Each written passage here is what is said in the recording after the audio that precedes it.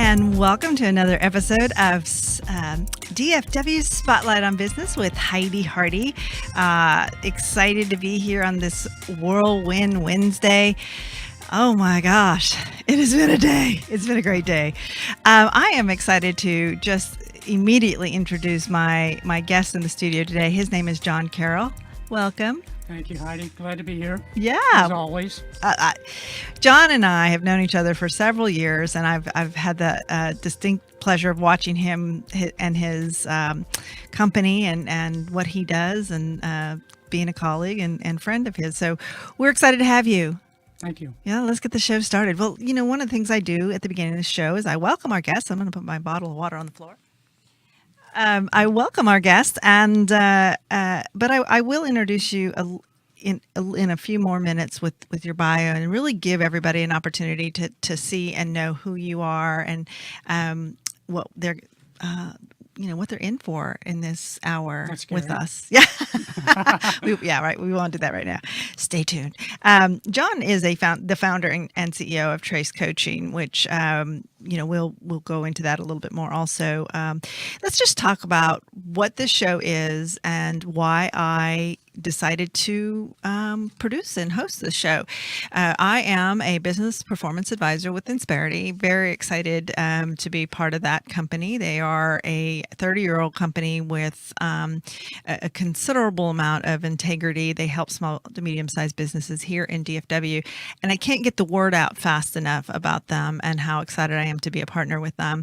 But I also have almost 2 decades of new business development / sales experience and marketing. I've been a business owner.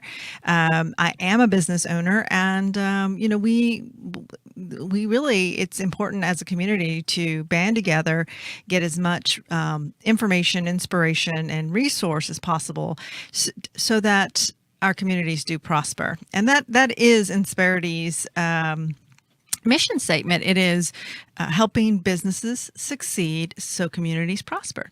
So we're excited about that because when a community prospers, it really affects us individually. There's more jobs.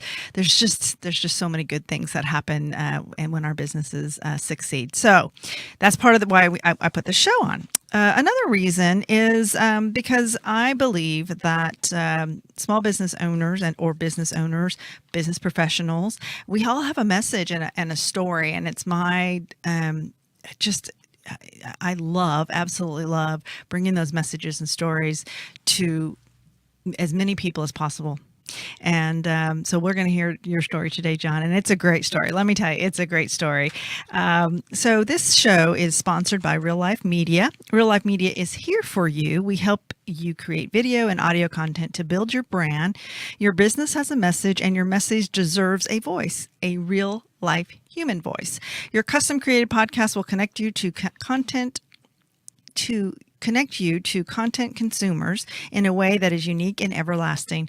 After listening to your podcast, your target audience will know you, your voice, and your message. So go to www.reallifemediallc.com for more information and build your brand to power your potential. So thank you, Real Life, for being a sponsor. Also, this show is excited to bring more professionals on every single week. If there's a topic that you want to hear, if there's a person that you'd like me to invite, anything, please feel free to go to Facebook at DFW Spotlight on Business on Facebook and shoot me a message. You can go to Heidi Hardy also and shoot me a message there. You can go to Twitter, which is at Heidi_Hardy, and or my LinkedIn page. I love LinkedIn. I'm starting to use it a lot more, and it's one thing that we're going to do on this show is we're going to bring in some LinkedIn experts and help us really understand how to utilize that tool. Yeah, it is. It is. So yeah, follow us, talk to us, and we'll interact as much as possible during the show. Okay, John. We've got a good show in store for Time to rock and roll. Oh my gosh. I couldn't be more excited. I'm always excited when I'm here. But one of the things that I like to do is we do have a segment called DFW Spotlight Business in the Know. And I do a little bit of research online before the show to pull out information, the most recent information and most relevant information to businesses in DFW. This show is very specifically for the Dallas-Fort Worth metropolitan area. Don't get me wrong. You could be watching from any country on the globe, but we really want to focus our attention on the Dallas-Fort Worth area, and that includes many, many surrounding cities. So this article is from Investopedia.com. And it's called 5 Warning Signs Risk Small Businesses. That's not what it's called. Anyway, there's five more warning signs for small businesses, and we're going to talk about those. It's back here. Here we go. All right, 5 warning signs of risk for a small business. I missed a little word there. That's good. I enjoyed this article. The 5 signs I thought you and I could just go through, and it does lead into what you want to talk about. What the topic of this show today is called What's Different in 2017? Which could be what's different this year, and just tack on any year for that matter as we build on that. Yeah. And this is a great segue into going into that, because I think circling back, it all wraps around goal setting and planning and what's broken with the goal setting and planning system today and how to fix that. So John and I got on the phone together last week, and I think we talked for 30 minutes. It might have been longer. About this subject. And I couldn't be more excited to bring that conversation to this show, because it's interesting, it's relevant. There are so many topics to cover. So let's talk a little bit about these warning signs for small businesses, because I do think some small businesses are at risk, and sometimes we talk about the economy or the politics and those kind of things. It could be that, but it also could be that they're just not seeing these signs. And the number one sign that's listed here is declining or stagnant sales. Give me your 2 cents on that. I think this is the time of year where people either start feeling very good about the progress they've made, or you start to see the blood pressure and the early warning signs of panic start to show up, because now we're starting to get into the early planning cycle for next year while we're trying to close out this year. And if you're still chasing the rabbit, so to speak, for this year, that becomes a twofold problem. How do we clean up the mess, so to speak, and finish the year strong so we have a strong run rate going into next year while we're building on those success plans for 2018. And trying to combine the two and mixing those two metaphors together really strains, I think, and puts a stress on the organization, the people, and the resources. And that's when things start to fall apart. The goal of any business in building that success model should be to try to stay ahead of the curve. Yes, absolutely. So if you're declining, that is a sure risk sign, I would say. Or even, to me, if you're standing still, you're declining. There's just, and that's in so many, can reference so many parts of what we do. Cash flow problems. This time of year, cash flow problems are pretty common. Pretty common, particularly for small businesses, Yes. Heidi, because so many small businesses, particularly those that are service-related businesses, don't have a recurring revenue model. Right. So what you see throughout the year is a lot of convulsive action and a lot of peaks and valleys as they go through in terms of that revenue and expense flow. The expenses tend to be fairly constant throughout the year, or they may go up in the second half, particularly if you're not doing well or performing well, to where you have to invest more dollars to try to pump up the volume on the revenue side. But it creates a phenomena where you're constantly oscillating. And, my coaching with clients has been, you need to minimize the oscillation, and having a recurring revenue model allows you to do that. It improves not only your revenue forecasting, but it kind of smooths out those peaks and valleys going through the year. And you have the likelihood of you finishing strong tends to be better in terms of that rule of 78s, if you will, model, versus just starting and stopping on each new project as you go through. Because what happens if you miss a target? Yeah. Then not only are you falling behind, but you're potentially falling way behind where you want to be. Yep. Yes, I agree. Lack of, and I thought this one was interesting. Number 3 is lack of word of mouth or advertising generated business. I think it's specific. And I'm not sure how that's measured in a small business, how you measure your word of mouth. I know it's a challenge to put any measurement on marketing dollars or advertising dollars. But I think that, obviously goes to number 1. If you're declining sales, there's an obvious lack of organic growth, which is word of mouth or advertising generated business. Well, I think it's also systemic of what kind of metrics do you have in place and what are you measuring? Right. With advertising, one of the things you should always be asking is, how'd you find out about us? Because that not only determines where you need to invest to get the highest return on that advertising dollar, but also how strong your message is in various channels. I recommend that they have at least 4 or 5 different channels to try to market and advertise, and to change up the messages over time to keep it fresh. Yes. Because the goal is to improve the stickiness, if you will, of that message. So you're pulling more potential buyers into the business through all those various advertising channels.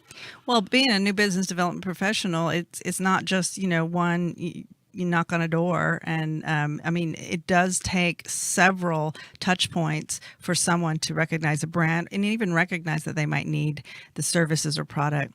Number 4 is struggling to achieve or maintain profitability, and this goes back to number 2, which is a cash flow problem. So we understand that on all kinds of levels. Number 5 is product service quality issues, and I wanted to sort of end with that because the segment to me is interesting.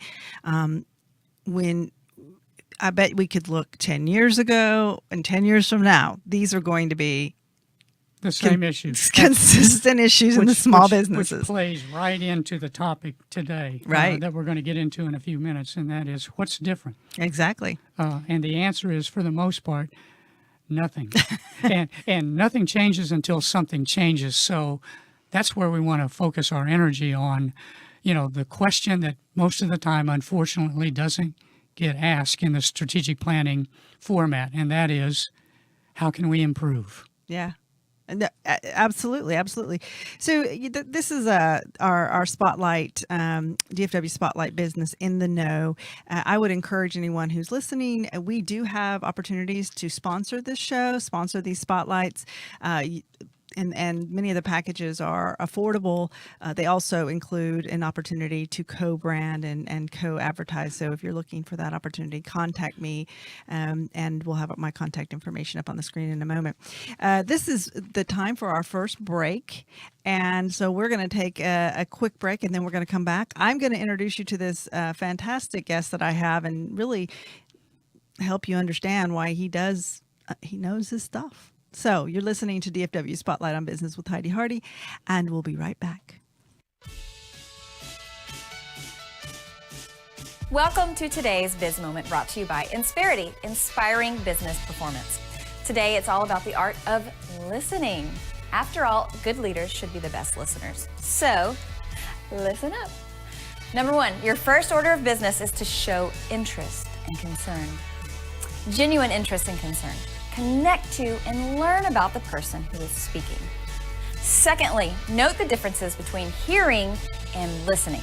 Listening means you gather the facts and also seek understanding behind the emotions and unspoken feelings attached to what you're discussing. Sometimes it requires follow-up questions to make sure you understand the entire picture. There's a lot of work involved in listening. Number 3, give undivided attention. Mute your phone, resist the temptation to check your email, and avoid fidgety behavior like clicking a pen or doodling on a notepad. Don't do it. 4, mirror, clarify, and empathize. Lean in, make eye contact, take notes, and repeat back what the person says. Save the drama for your mama and use these techniques to help separate emotional statements from factual ones. Stay tuned for more Insperity Biz Moments, business tips for savvy leaders. For more like these, visit the Insperity blog at insperity.com.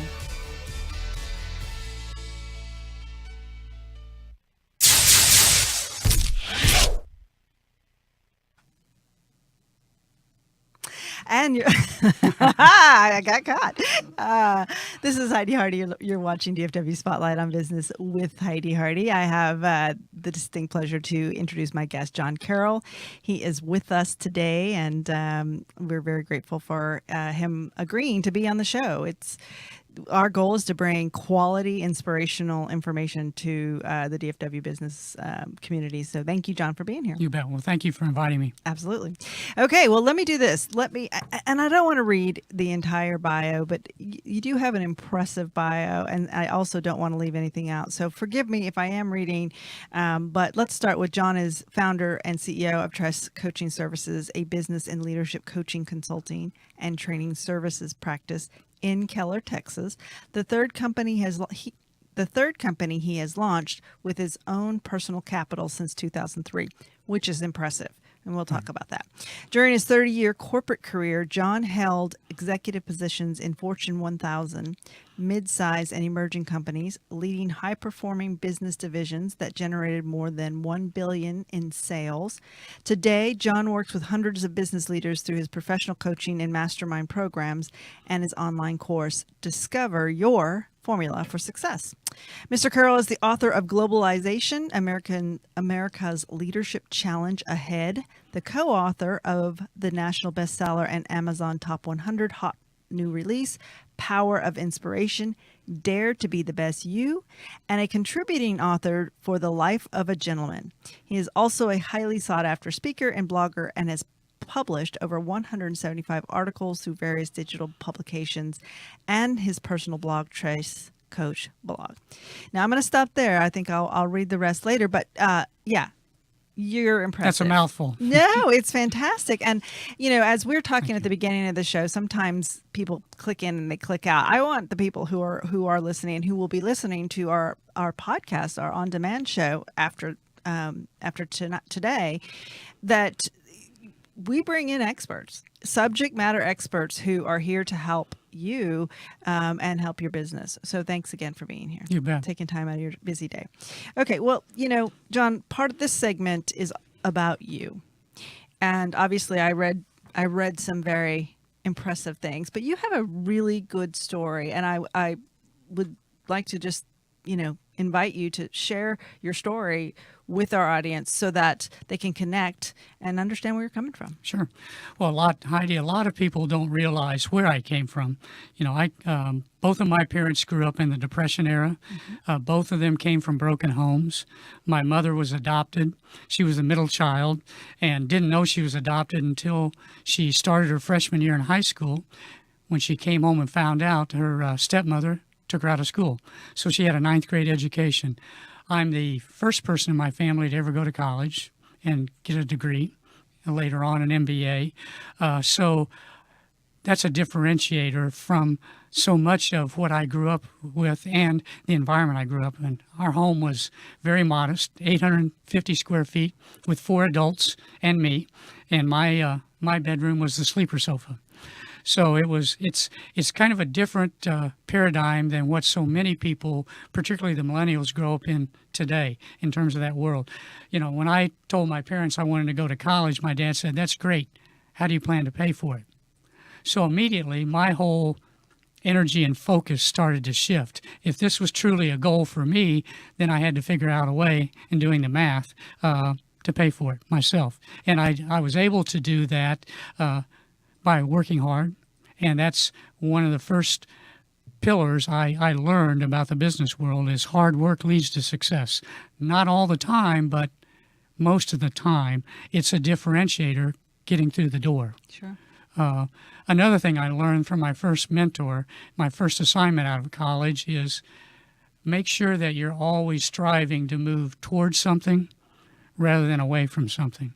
Because his wise counsel to me was, if you're trying to move away from something that's negative in your life, chances are you're going to fall prey to a situation that's even worse than what you're in today.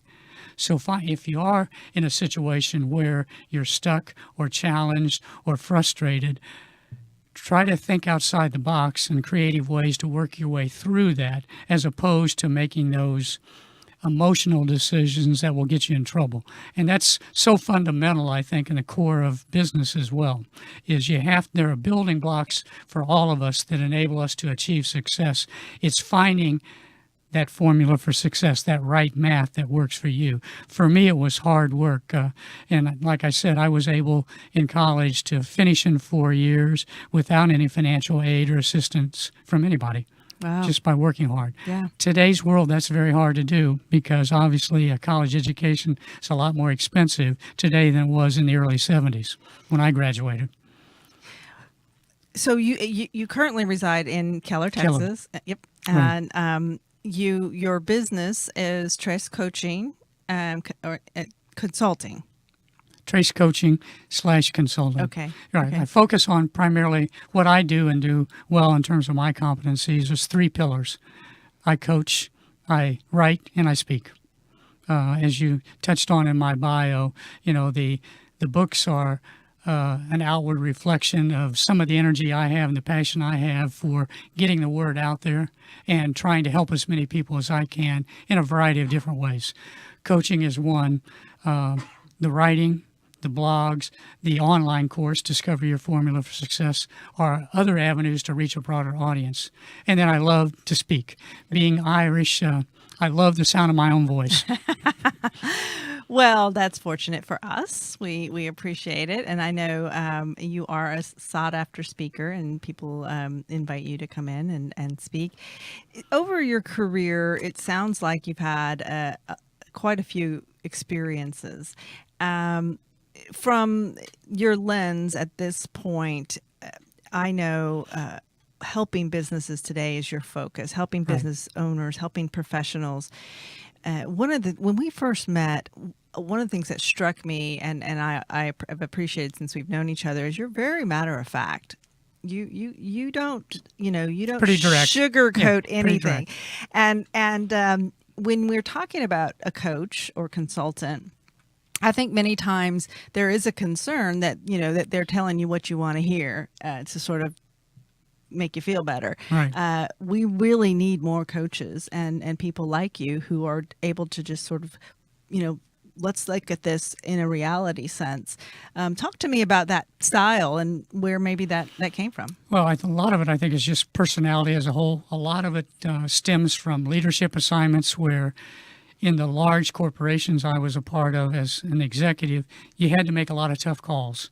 And a lot of times that involved people, processes, and at disadvantaged times of the year. The industries I was in, both telecom and technology, we seem to always have a pattern of laying people off right before the holidays. And it was brutal. Yeah. But it was something that always affected me.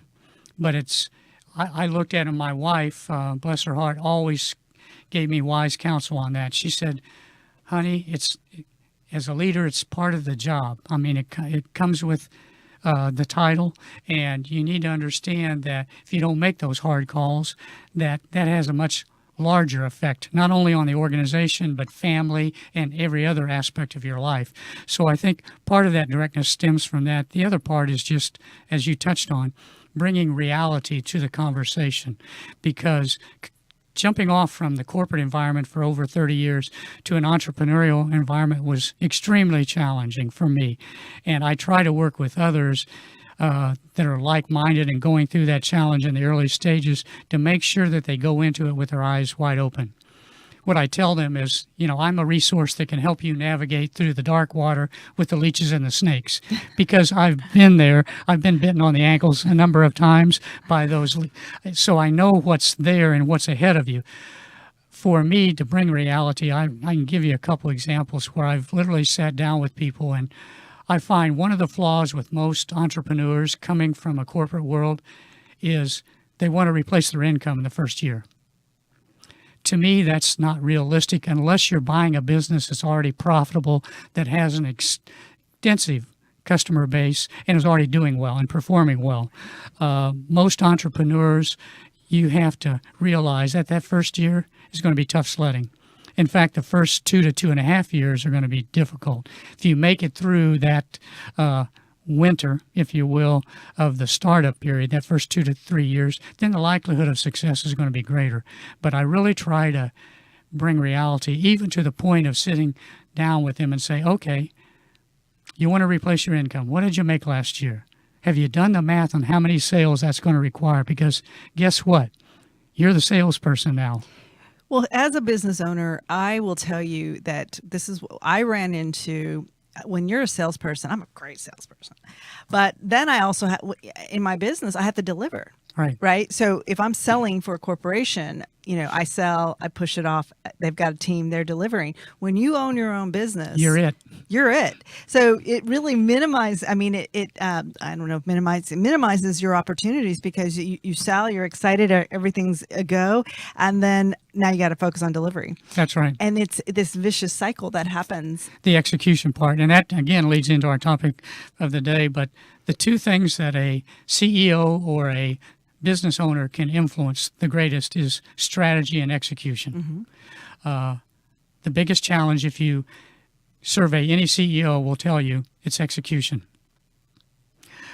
But the unfortunate thing is we spend, in my opinion, a disproportionate amount of time on the goal setting and planning part versus the execution part. And that is a flaw that I've seen time and time again. So one of the things to fix that is you have to learn as an entrepreneur is from day one, you have to put yourself on the payroll. Right. Because then it creates that sense of urgency, that drive for performance and results, and making sure that things get executed on time in a quality manner. Because if they don't, then everything falls back on you. Yeah. No, I get to, I've had, again, such a wonderful career, and I get to speak to a lot of business owners. I think, it's always a little bit of an indicator when they do say, I'm not paying myself, my family's not eating, mm-hmm. They're proud of what they've created, but they're struggling on one end of their, one end of their lives. And balance is so important, especially these days, when, we are surrounded by a whole new generation of people that value balance on such a high level. They value balance, but the reality is, for a business owner, work-life balance is a myth, particularly in the first 2 to 3 years, because anytime you put energy into one bucket versus the other, what happens? The other bucket's going to feel like they got left behind. Right. No, and again, you know what I'm talking about. I experienced this, and it is. You can't take a day off Right. without feeling, a tremendous amount of guilt. Yeah. I need to be working. I need to be on my computer. I need to be selling something. I need to be delivering something. Yeah. There's I understand that balance part. I think, to me, from a business owner's eyes, the balance is allowing yourself to have a life, to take a day off, a day off, to spend time with your family too, because burnout is part of any professional's daily or. It is, and it reemphasizes the point I made earlier about that recurring revenue model. Mm-hmm. When you build the business up to that point to where you can take a day off and the cash register still ringing, then that's a good thing. Yeah. A lot of those entrepreneurs aren't there yet, or they haven't added that service component to allow them to do that. So as a result, they feel guilty and feel like, well, I need to work 14 hours today because I didn't make a sale yesterday. Yeah. That's a vicious cycle. It is. I will say amen to that, and I think a lot of people will agree with that. So we're coming close to our next break. What was? Give us a picture of the highlight of your career, and obviously it's still to come. You have lots of great things coming, but do you have anything to share from this career? One of the biggest highlights in the corporate world was right before I made the decision to take an early retirement buyout, before my 50th birthday, was my organization, even though we'd been downsized by about 50% in terms of the staff, we overachieved our business plan the last year I was there by $32 million. Wow. Okay. They had to miss you. That's one way to make sure they miss you. Well, I missed them too and all those resources because once I jumped out there, I had nobody to hand that order or that document or that problem to. Yeah. Absolutely. But $32 million, that was an amazing goal. Okay. Well, you're listening to DFW Spotlight on Business. We're here with John Carroll. We are going to come back and we're going to dig in deep to what's different about this year. And the subject at hand is pretty interesting conversation. So I'm Heidi Hardy, and we'll be right back. Welcome to today's Biz Moment, brought to you by Insperity, inspiring business performance. We got a text message. Oh, nice. Oh, hey, today we're going to talk about 4 ways to balance technology, in the workplace. And number 1 is don't make assumptions about your employee's tech usage. That employee who's constantly looking at her iPad or tablet during meetings, she could be disengaged checking out her Facebook timeline, or highly engaged checking out related reports or taking notes from the meeting. The point is, you can't assume you know what's happening on a screen you can't see, which is actually a great segue to our next point. Second point, let people know what's on your screen. Like, for example, my daughter. She's so cute. Simply make reference to what you're doing when you're looking at the screen. For example, I'm just pulling up an email related to what we're talking about. Technology usage. Boop, boop, boop, boop, boop, boop, boop. Third, if you suspect an employee is distracted by their screen, an easy way to bring them back into the fold is to ask them a question related to the current discussion. Remember when grade school teachers used this technique on us as kids? I do. It was super embarrassing. Fourth, call tech-free meetings when needed. For example, it's appropriate to sometimes say at the start of a meeting, let's put all the devices away. Ooh, I hope I didn't break it. And give our undivided attention to each other's ideas. This also works at the dinner table. Stay tuned for more Insperity Biz Moments, business tips for savvy leaders. For more like these, visit the Insperity blog at insperity.com.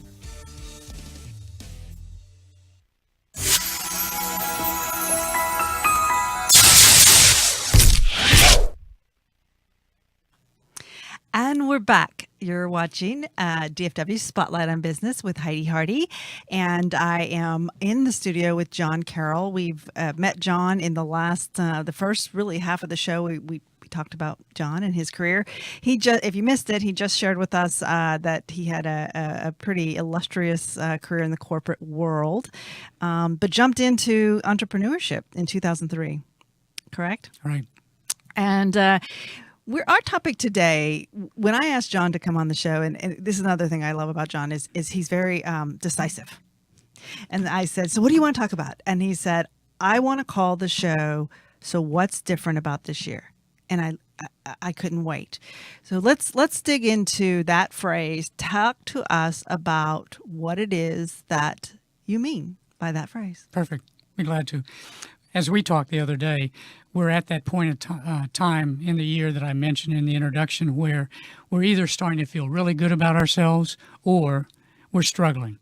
And the blood pressure and everything else is going up. We're starting to panic because the numbers aren't there. I see this phenomena time and time and time again. It's a recurring theme with small businesses, and we need to find a way to auto-correct that in a way that's substantive enough to allow those businesses to work through that and work through that in a more effective manner. I touched on the fact that most CEOs and business owners, the things they can influence the greatest are strategy and execution. 85% of success, according to the studies I've seen, is tied to execution. But we tend to, particularly in this time of the year, as we begin our early planning for the new year, the new season, if you will, 2018, tend to spend an inordinate amount of time on goal setting and planning. And there's an ancient Chinese saying that says, the best goal is no goal at all.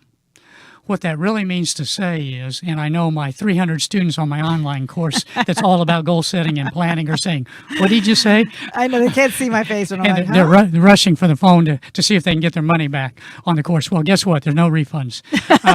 But the point is, the realization is we need to put more energy on the execution side, on the destination. And the greatest example I can give is we all go to work every day. Our destination in the morning is to get up, suit up, go to work. So the destination is work. Now, we've already pretty well planned out a route that we're comfortable with every day. But that isn't the only route that can take us to the office. There are a lot of other paths that can get us to the destination. And it should be the same thing with goal setting and planning. What I've seen in most goal setting and planning, Heidi, is we tend to be too narrowly focused, and we're not open to the other opportunities out there because we're so rigid and so locked in on, well, our goal is to do this, and here are the 46 steps to a perfect golf swing. Okay, so I'm gonna kick in. Okay. I and this is where our conversation went really well last week. I agree that goal setting, you can get some paralysis with looking at, okay, what are we going to do? I also agree from my conversations with business owners who have employees and they are experiencing maybe their 5 years and there is some profitability at that point. They are experiencing some success and they're in growth mode. But I will say, and this is what my question to you about what you just said, we know that CEOs that are on a day-to-day basis doing menial admin work, $10 work, right.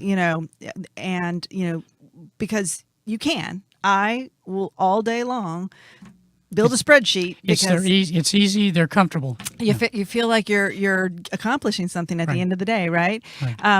But that time is better served oftentimes in a leadership role, in a visionary role, in a global vision role. And I don't know that I agree that goals aren't part of that. So talk to me. Are we talking about business owners are just losing? They set a goal at the beginning of the year, and then they don't keep that goal in mind, or the execution of that goal is so critical that's not happening in their business. I use an acronym to describe it. The phenomenon, it's FACE, focus, and that's where the goal setting and planning aspect comes.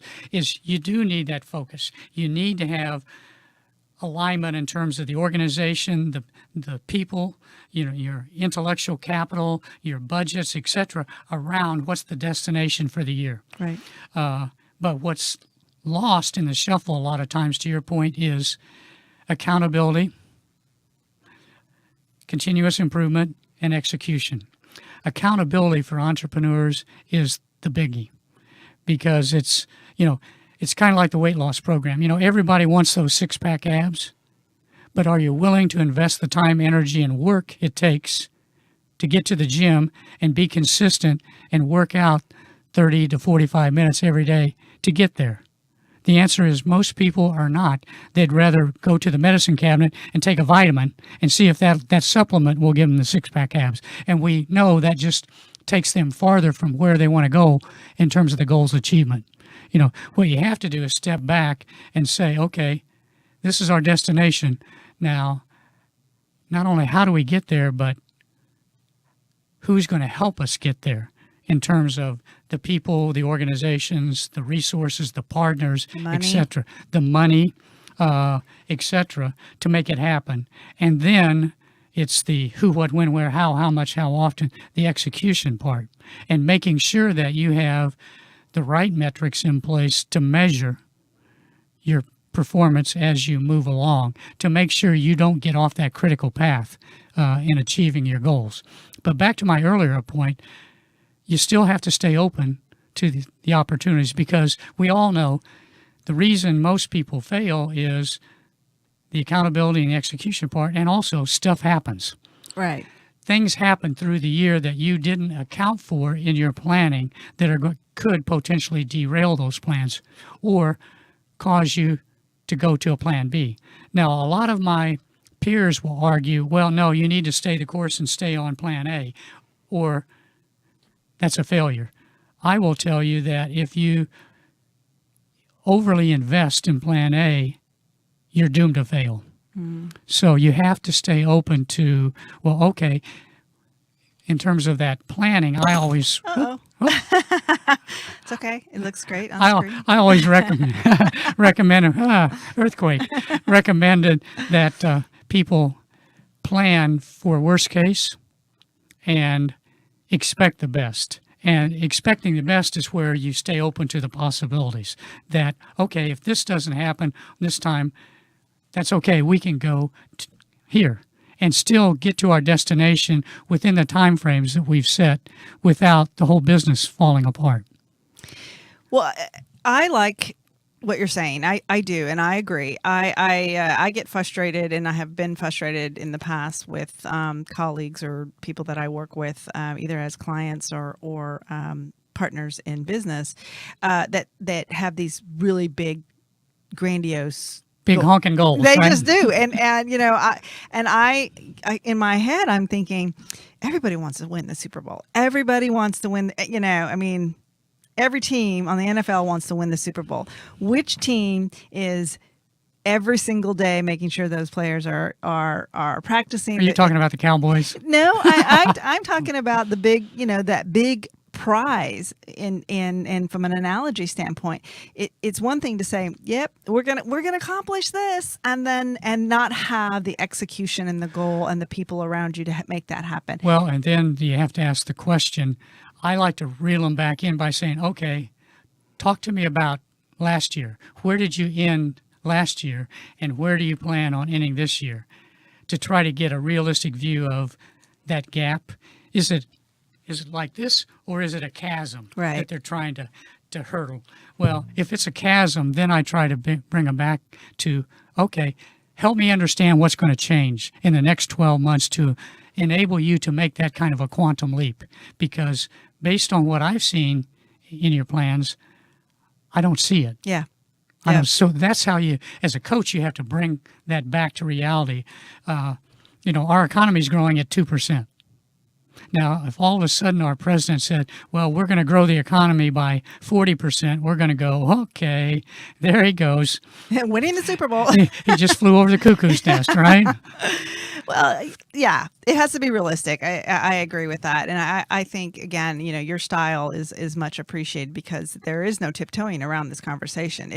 It's a very important conversation. And it's very timely. And one of the reasons why I wanted to have you on the show now, because we're looking at, like you said, fourth quarter is coming up. If you don't have your pipeline full in fourth quarter to meet that end of the year goal, then what are you going to do different? Mm-hmm. Right. Also, many companies are facing a look at things like employee renewal, benefit renewals, you know, things that happen every single year during the first quarter that can be very distracting. That's right. And so... Oh, I was going to mention, I just released an article today on one of the digital publications called, Is Your Run Rate Running Fast Enough? And it's intended for that fourth quarter push to give people anecdotally a number of things that they can do to stimulate revenue to really finish the year strong. So look for that on rocksdigital.com. Yeah, definitely. And we'll talk about how to get more of your time as a coach, as a mentor, what you do. Also, sure. We'll talk about your books in a few moments. But I do want to wrap up the conversation about what's different. Give us.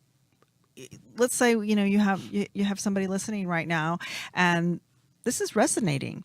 What would you say is the first thing to focus on? first thing I would focus on is when you look at coming out of the year and your results, is asking that question that I mentioned earlier that doesn't often get asked, and that is, what can we do to improve?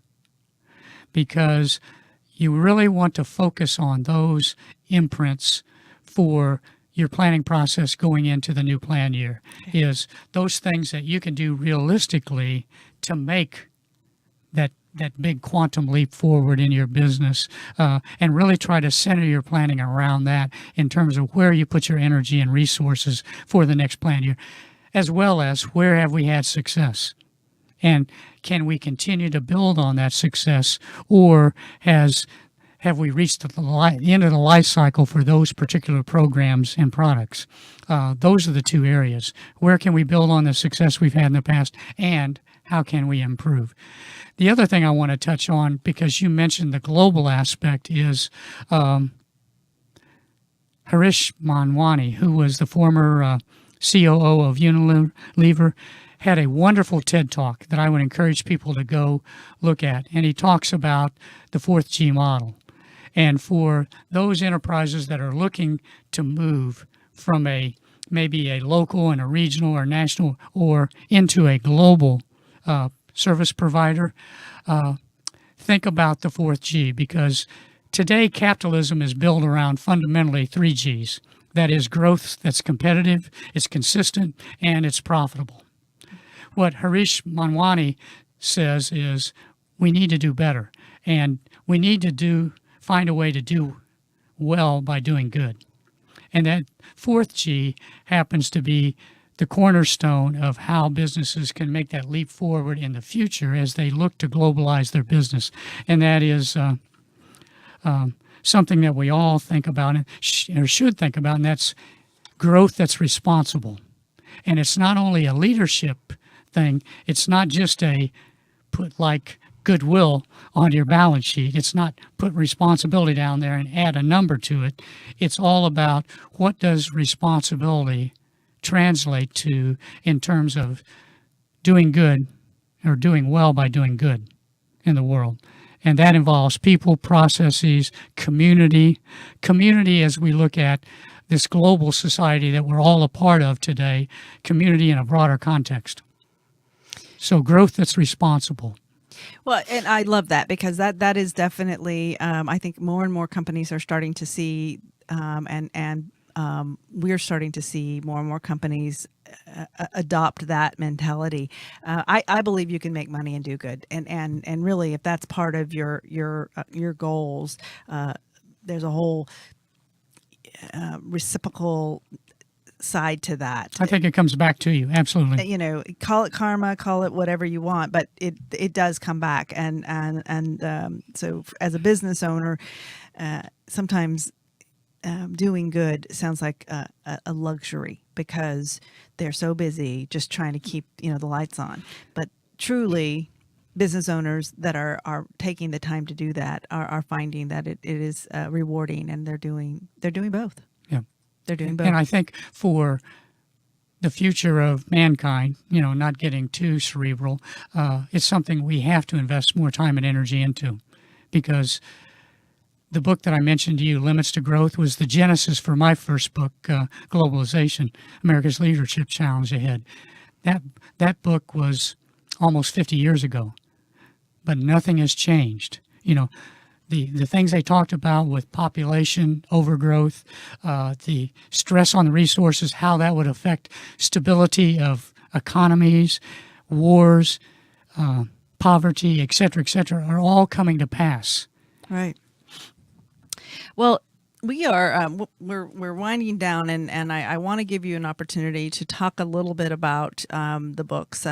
We moved your globalization book to the back. It has a little bit of the green screen doesn't like it. Problem, but it is a book that I highly encourage people to pick up. And where could they do that? Where are you selling the books right now? They can go directly to my website. There's a link to Trace Coach books from my website at tracecoach.com, or Amazon, Barnes & Noble, all of the online bookstores. Okay. Have it available. And The Power of Inspiration, same thing? Same thing. Okay. And Life of a Gentleman, same thing. Okay. Well, writing a book is quite an accomplishment. So congratulations on the 3 books that Thank you've you. contributed to and written. I would also say that John, you do this on this is your business. This coaching, consulting and coaching.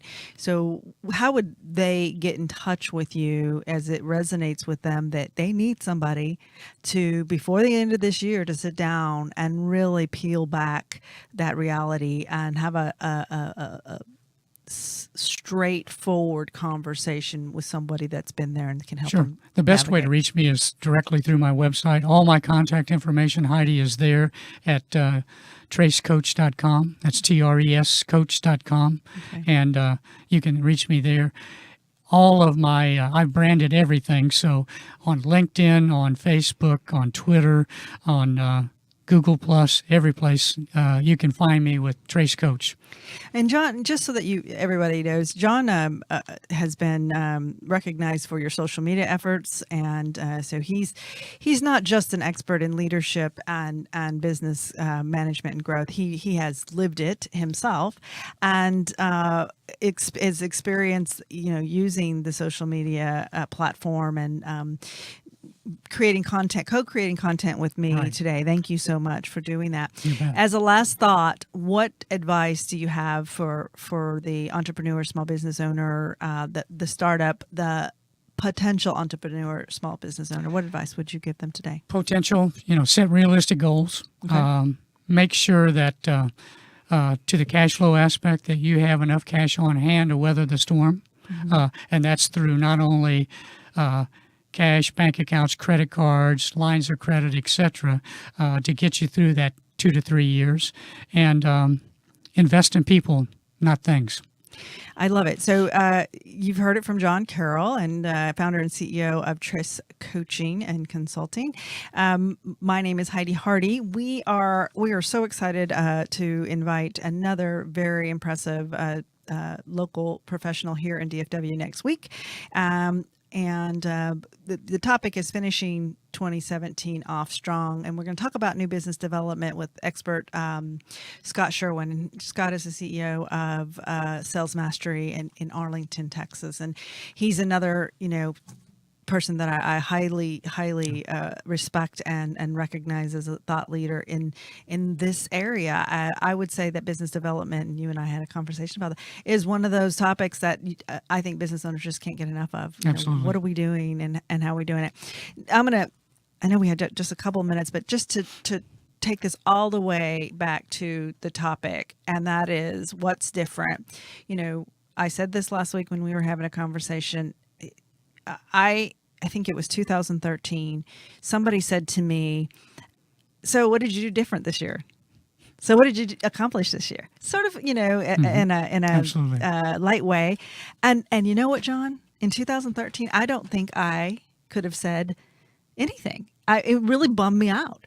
And I was a business owner at that point, but I wasn't growing my business. I was also working. I needed to know in 2014 that I was going to make a difference, and I did do some things in 2014 that I'm very proud of. That's what we're talking about. Absolutely. Is being able to, because what's different is you. It fundamentally starts with you. What changes did you make in your life to enable you to be the best version of yourself, in order to be the best business leader, in order to build a vibrant, profitable company, et cetera, et cetera, et cetera. Yes, thank you. It's an iterative process. So let's look at the audience and ask that question: what's different about this year?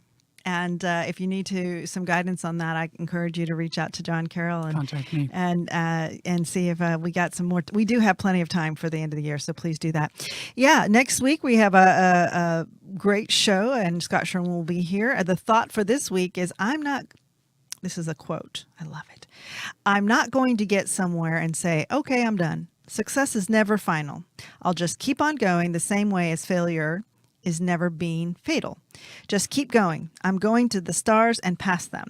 And that's by Conor McGregor. And I don't know if you know who Conor McGregor is. Sure. You're Irish. Absolutely. He's an MMA fighter. He's an amazing individual. And he has so much success in such a short period of time, and is really interesting individual. So I thought that was pretty powerful. And especially in these days when, we're all fighting to our happiness, our made growth. millions losing a fight, which says, did I he watched really that lose? fight. Did you watch that fight? Did he really lose anything? No. No. Well, maybe a couple teeth. We don't know. Yeah. Okay, DFW Spotlight on Business with Heidi Hardy. Thank you, John Carroll, for being here. Thank We you, have Heidi. enjoyed you so much. Don't forget to watch next week. Thank you, guys. And don't forget to live your real life passionately.